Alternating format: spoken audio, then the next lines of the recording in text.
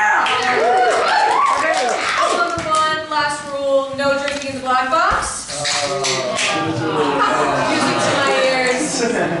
Enjoy the show, everyone.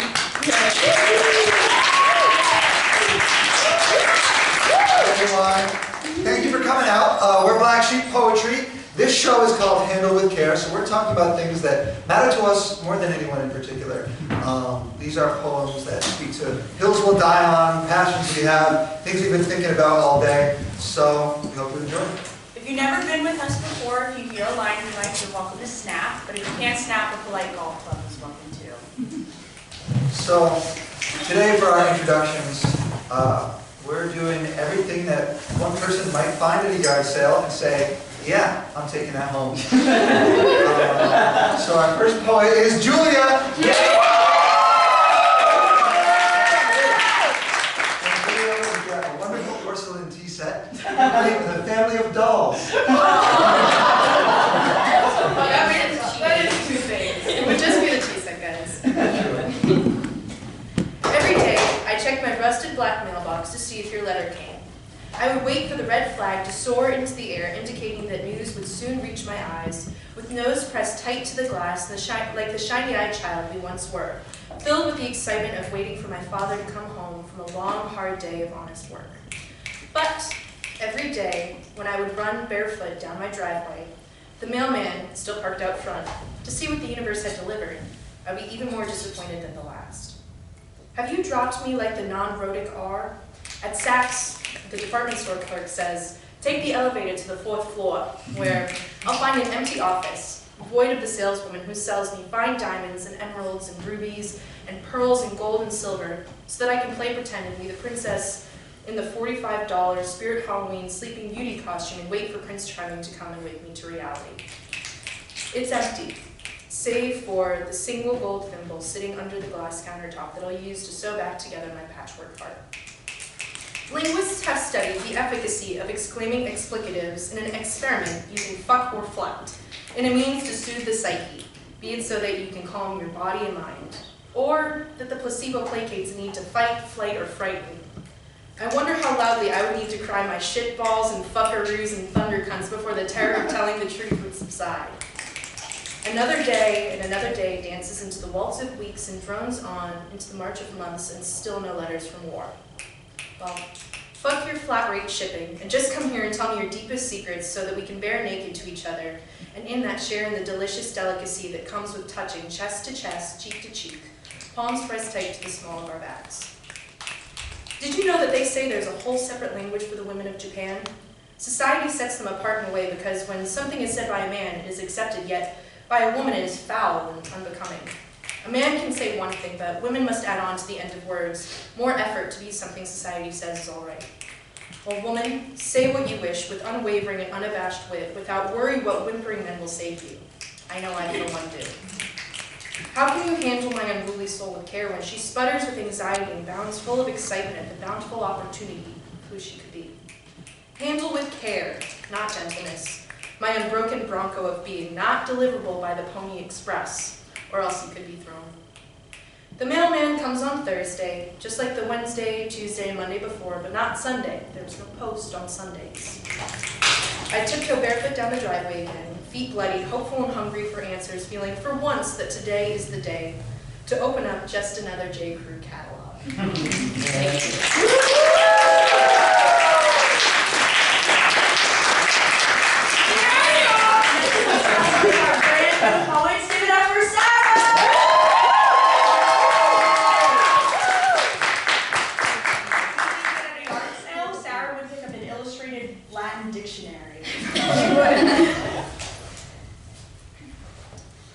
Pandora. In high school Latin class, we were told about you, a curious, evil girl who cursed mankind. But I honestly think you just wanted to know everything, and so do I. So tell me, Pandora, if I have this right. One day, when you were born, Zeus handed you a box. Lock it tight, he said. But when his thundering voice softened, he must have sounded almost like a father. Tell me, Pandora, did you know love before it came to you wrapped in that condition? Tell me how you'd walk with your husband Epimetheus and how mankind was silent, how you learned everything about the world except what you wanted to. How you learned of his exiled brother Prometheus. His story laced your steps like broken glass, like a mosaic art made out of terror. See what happens when you don't stay put? But meanwhile, that box was eating at your mind the whole time. Tell me, Pandora, how you learned your secrets. Tell me about the day that you opened that box at last, how despair and hatred flew out, tangling themselves in the very fabric of the world and in every human's heart that was once peaceful. How hope came out last, holding up your own heart like adrenaline. These were all Zeus's creations. They were all Zeus's creations, and yet the voices raising through the window were cursing your name. Tell me how it must have felt for you to admit to your pain for once, only for it to become a dagger. Zeus needed revenge on Prometheus, and there you were. But tell me, Pandora, didn't Athena hand you that curiosity, Aphrodite that courage, and Zeus that curse box to begin with? Tell me how you were scorned by the gods for doing exactly what they wanted you to. Tell me, Pandora, why curse the weeping willow for bending over in grief? Tell me, when they say she wasn't in her right mind, when they say she was crazy, she was evil, why must we always be right? Why are we only ever known for when we break, Pandora? I invoke you, myth to staggering man, muse to attentive poet, daughter to tired daughter. Tell me that this heavy pit in my chest is hope holding up my own heart, or at least that it means something. Tell me that these words and not the wreckage that made them will one day be known. Tell me, Pandora, that you know. Tell me that I am known. Tell me, Pandora, that I'm not alone.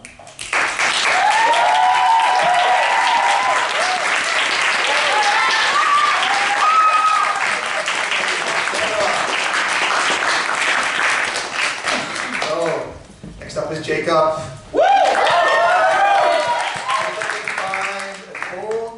Uniform from the 60s, the whole thing, pants and all, hat, and he'd wear it, and he'd rock it, and it would have someone else's name tag on the front, like Bob, and it'd be awesome. Yeah! That's stereotyping.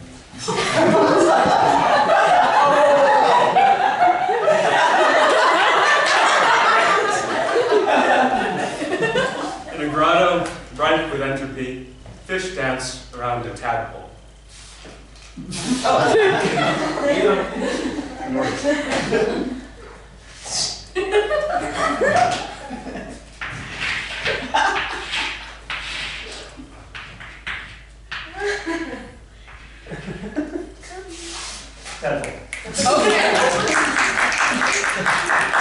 Whose tail has never sprouted.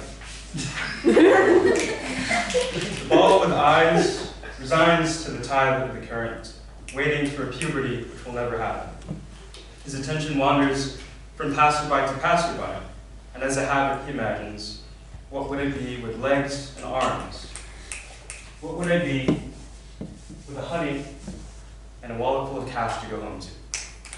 His waking days rot and recycle into pond scum blankets, which he cannot disrobe without the help of the fish, which he cannot stop as its fatty algal layer pricks and sidles around his bare stomach. And yet, he is protected. A scintillating wad in an otherwise dull pastoral, a crystal formed not of pressure, but whose geometric perfection was cut from birth, a testament to the golden rule, dictated into the empathetic chords woven deep into the daily buzzing and slough of your skin and every other, a beckoning to be understood far more than what language can describe. The mouthless, almost frog reaches phantom hands behind his head, clasps his fingers, and relaxes one leg on top of the other, floating with the uncertainty of a misplaced boot or hungry beak, seeing that the peril of his own accord is of his own accord. He sits and smiles silently, ripe with entropy. Thank you.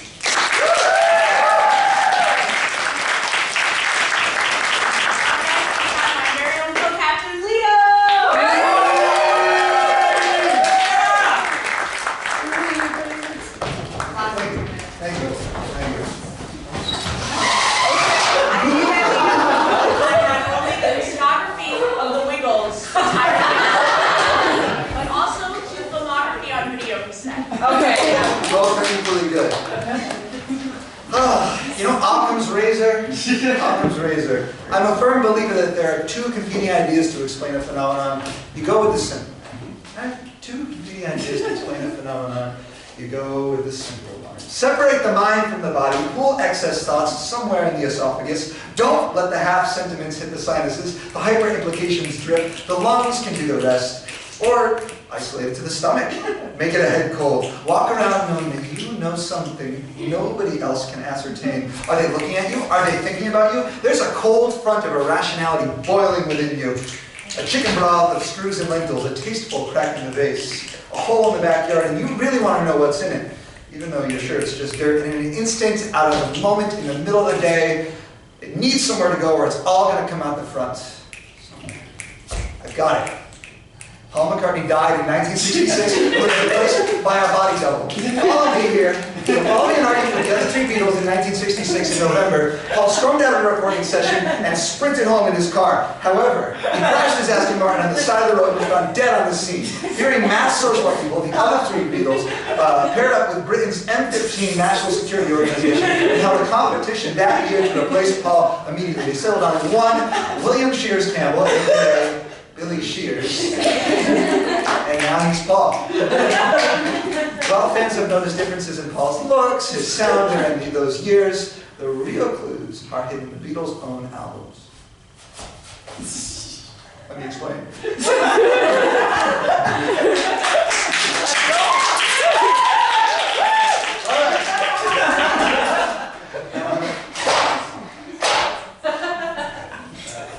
It's good enough. We're familiar, right?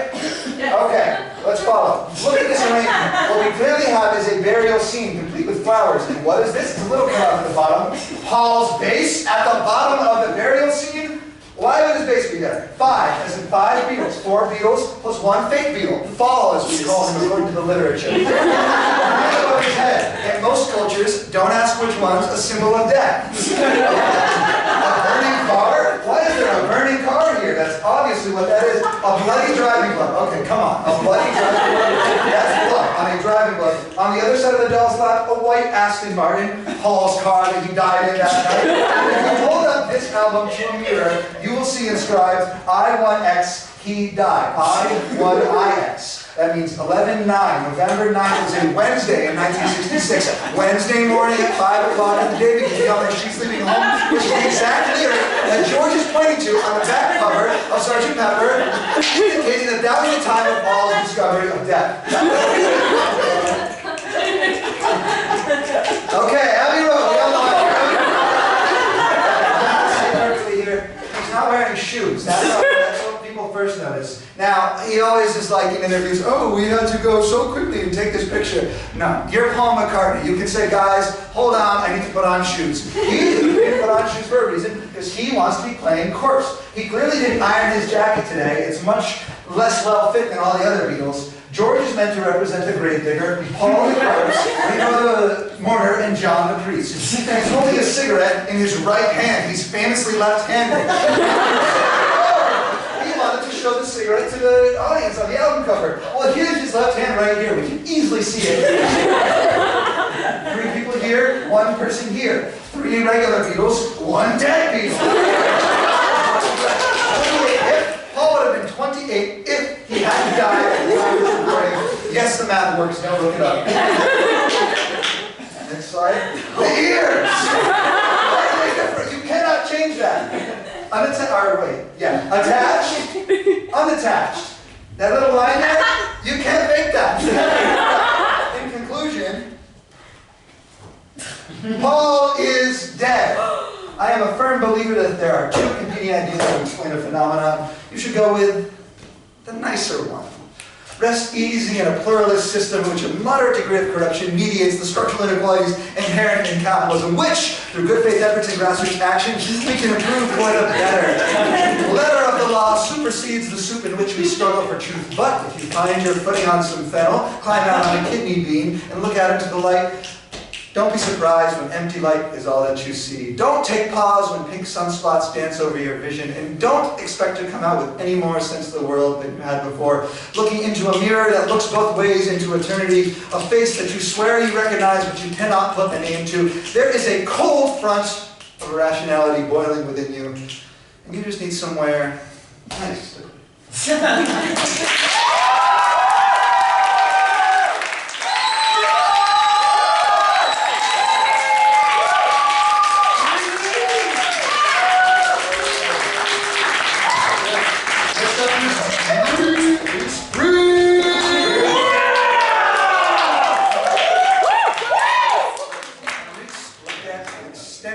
detailed model sailboat collection. Oh, this is true. I already have one. Okay. Cool October sunshine, and there's snow on the ground. In the distance, a sprawling field, barren and beyond, snow-capped mountains too tall to be anything more than a plastic backdrop at a cheap high school prom. Behind me, the ever-evolving farmhouse. Wind chimes on the awning, a picture of Jesus in the left front window, the room my aunt lived in before she moved away. When I visit, that's where I sleep. And sometimes the barn cat snuggles at my feet, but when I go to pet him, it's like he was never even there. In the summers, everything is clean. There's a river behind the house, and sometimes I go in up to my waist and imagine myself losing my footing in the fine sand, swept under the water and staying there. Have you ever caught a catfish with your bare hands? Taken him home for dinner, cooked him on the hot coals in the backyard. In the morning when the turkeys come by, they peck at the fish bones littered in the yard, and I go on the patio throwing corn, gobbling in my own definite language. How were the woods last night, I ask. They tell me about their nests in the fir trees, the damp smell of rain and the mossy riverbank, the string of yurts deep in the forest. At the turkey's suggestion, I visit the meadow to find them abandoned, and peering through the cage windows, all I see is a thick layer of dust and the rotting carcasses of unfortunate flies and bees, scorched to death in the boiling canvas. I crash in the woods behind me and I run all the way home, even though it's several miles and the bushes give me hives and the branches cut my fingers. When I'm back, I pour myself a glass of powdered lemonade. And though I know I'm not supposed to snack before dinner, I help myself to a slice of pineapple upside-down cake, because the house is empty. And after, I make my way to the long-abandoned treehouse that spies on the neighbor's property line and just look out on the fields of endless irrigation pipes. And I'm willing to bet I know more about irrigation than anyone on this side of the Hudson. And maybe that's why I don't belong here. And where do you belong, Dad? I've seen the marks you left on this world. Your childhood bedroom is still decorated with green dinosaur wallpaper. And when we drive into town, I sometimes catch your name spray-painted on the rocks, the graduation ritual of an hour-long past. And when there's no internet or satellite TV in the house, we entertain ourselves by watching your old VHS tapes. And sometimes I like to sit in the photo room and listen to the grandfather clock chime and look at your toothy grin in childhood pictures. You look just like my brother, but you two are no longer on speaking terms. Makes me want to scream because I never understood you, and now I have one less person to talk to about the mystery of you. I can't decide if I hate you, but the world you came from is the most beautiful place I've ever seen.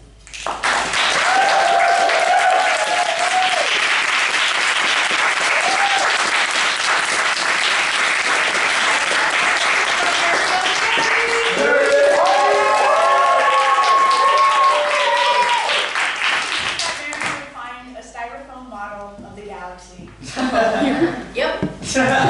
Yep. According to the Wikipedia editors, who said it better than I'd ever said anything. Quote, jury nullification, US-UK, jury equity, UK, or a perverse verdict, UK, occurs when the jury in a criminal trial returns a not guilty verdict regardless of whether they believe a defendant has broken the law, end quote. For example, if you cross the road without the right of way in a jurisdiction where jaywalking is a misdemeanor instead of just an infraction, and you plead not guilty because no way crossing the goddamn road is a goddamn crime, and the jury just so happens to agree with you, they have every right to acquit, thereby rendering the law in your specific case null and void. In this essay, I will. Never mind. I talk too much in my liberal arts classes, few and far between as they are. I know this because last semester, a professor asked me if I was planning on pursuing law. I laughed. I'm a physics major. But a long time ago, I did dream of being a lawyer, becoming the first female president, or making it onto the Supreme Court, becoming someone important, and more importantly, someone more. I don't remember why I put that dream away, but I know I was right. I wouldn't be a very good lawyer. I lack respect for the law in the way I lack respect for my parents. It's AI art in an intricate frame, wholly indicative of that which isn't there. And who am I to think I could change it? I can't even get myself to change, not in the ways I need to, anyway.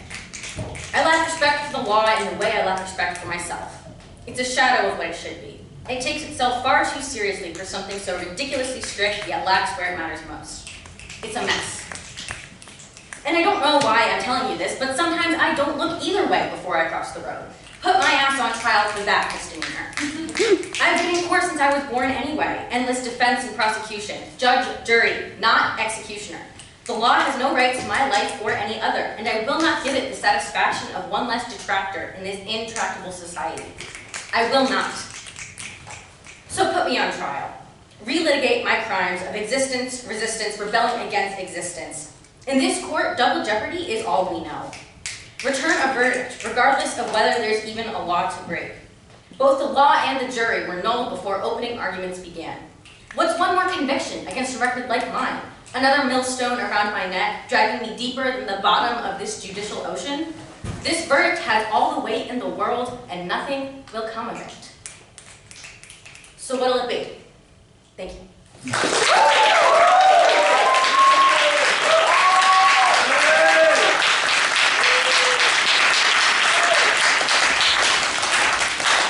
Next up, everybody give it up for Mo! Mo,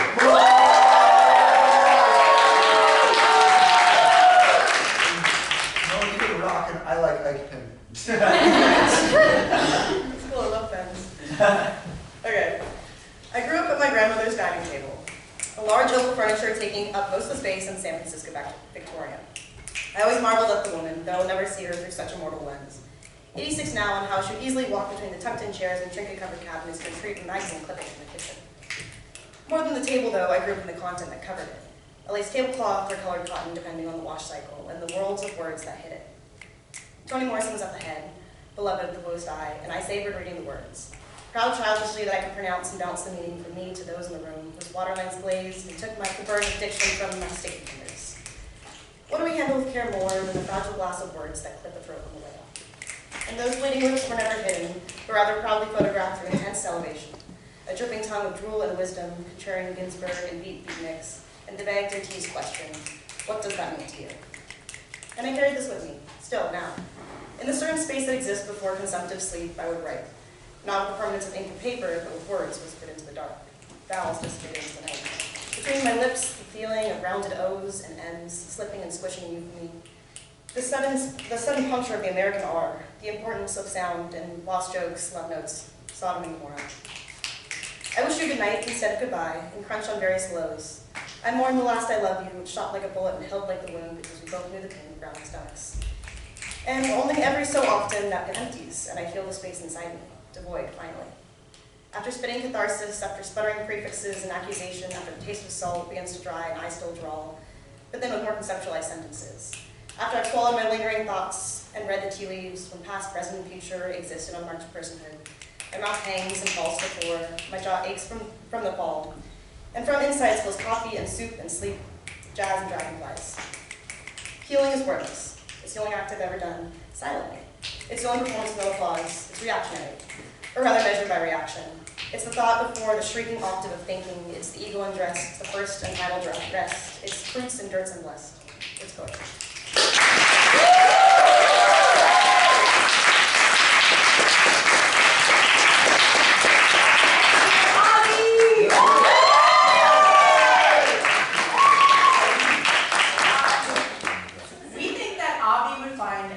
Portrait of John D. Rockefeller. My hero. The day I met you was a day like any other.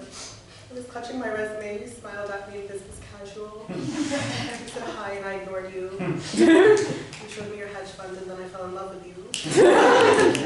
You always said the sweetest things. You complimented my PowerPoints and left smiles on my spreadsheets. You told me I was different and not like the others. You said not just anyone can major in finance and check off 2 diversity boxes. Of course,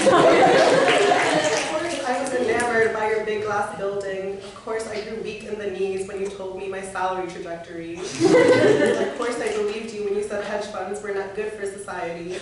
It's like you always said, a little money laundering never hurt anybody. I thought it would last forever, and this is me telling you it's a feeling like no other.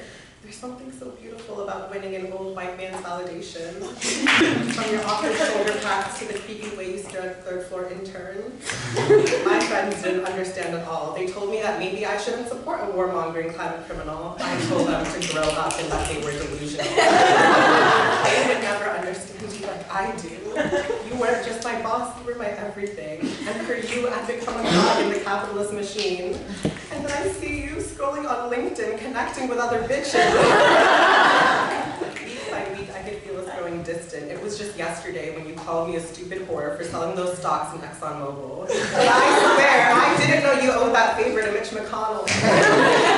You think another person could do my job, sitting there and look at the stock exchange? Don't you know that entitled finance majors are hard to come by this day and age? The night you fired me, you told me you didn't even know why you hired me. That it wasn't even April, so why the fuck did you employ an Asian? And now I'm here, and my resentment's built to the point of no return. And I hate you so much, but I can't find the words. So like any good business major, I found someone else's to use. I hate the way you talk to me, the way you cut your hair. I hate the way you drive your car. I hate it when you stare. I hate your $500 tie leather shoes, and the way you tell the interns to die. I hate you so much, it makes me sick. It even makes me rhyme. I hate it's progressive and then vote for like tax reform. I hate it when you scream and shout and when you refer to your investments as your sluts and whores. I hate it when you make creepy jokes, even worse when they're about your wife. I hate it when you're not around and the fact that you didn't call. I hate the way I don't hate you. Not even close, not even a little bit, not even at all.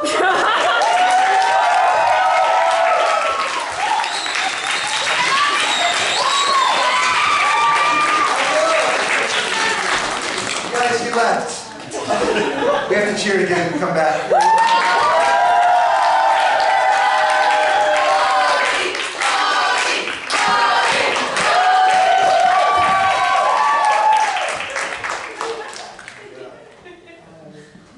All right.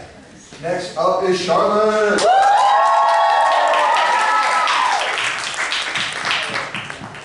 And Charlotte's mom is here. Give it up. A nice quilted blanket with an Irish proverb on it. Irish.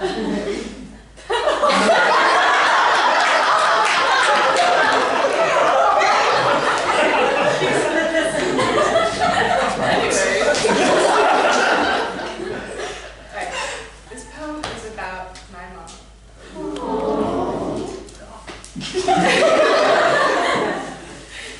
We could run away to the sea in Ireland or Scotland or an island in between, and we could ignore each other for the most part.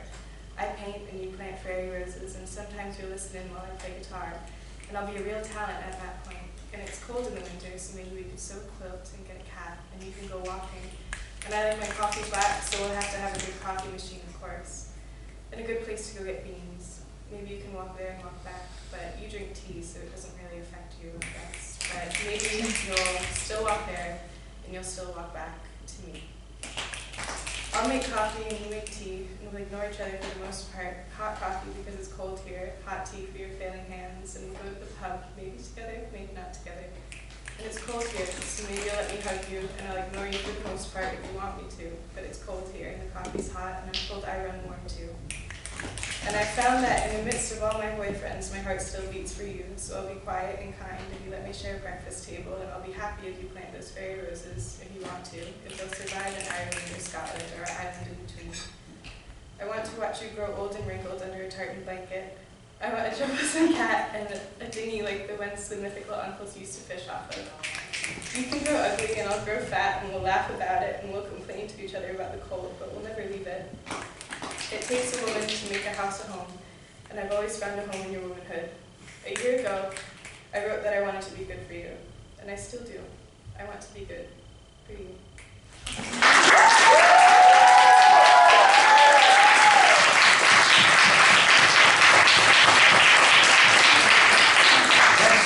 Give it up for the exceptional Katie Lusser.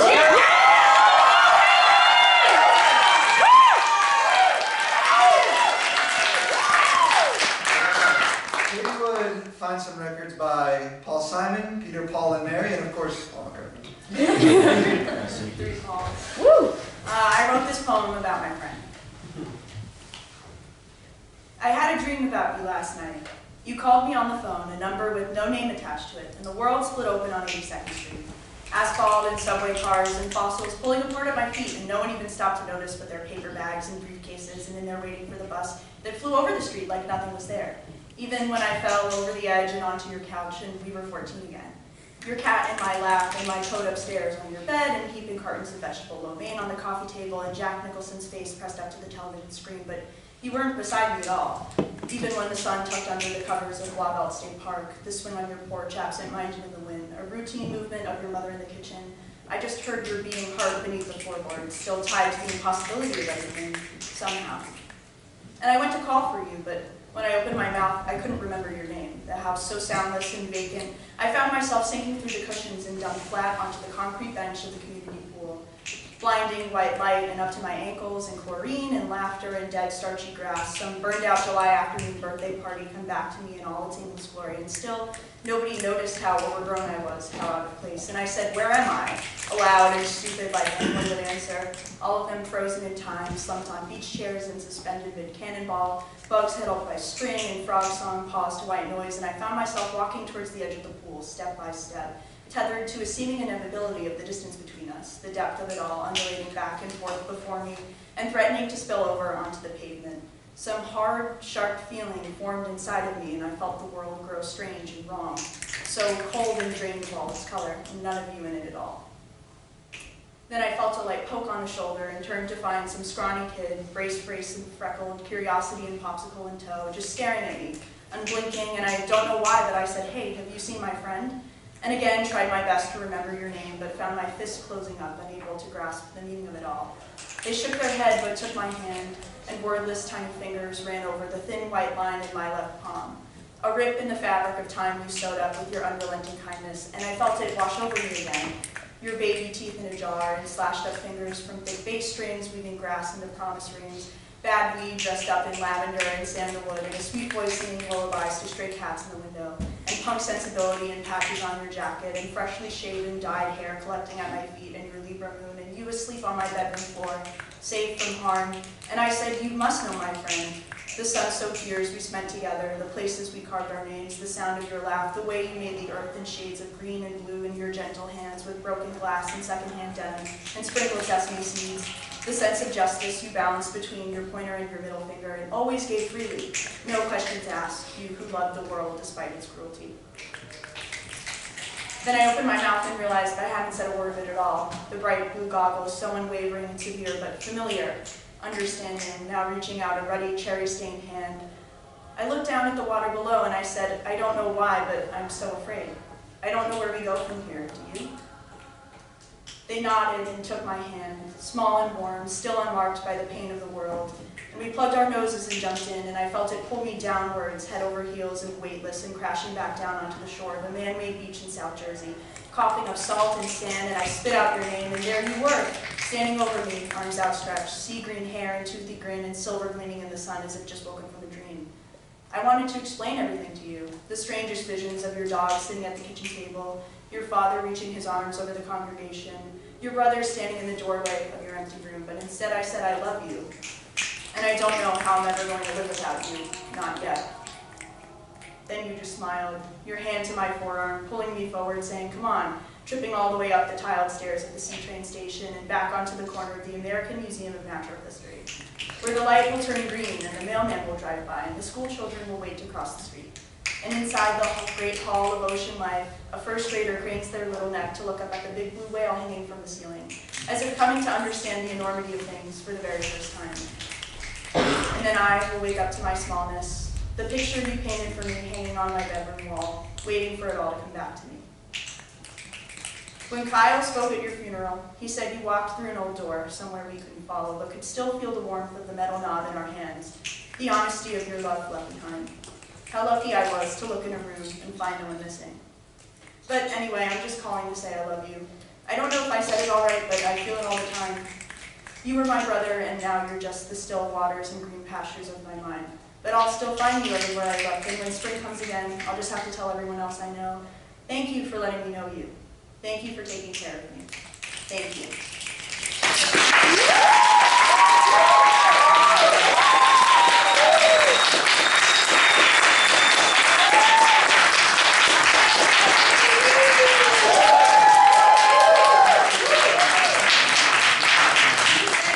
Would buy someone's entire Beanie Baby collection for $5.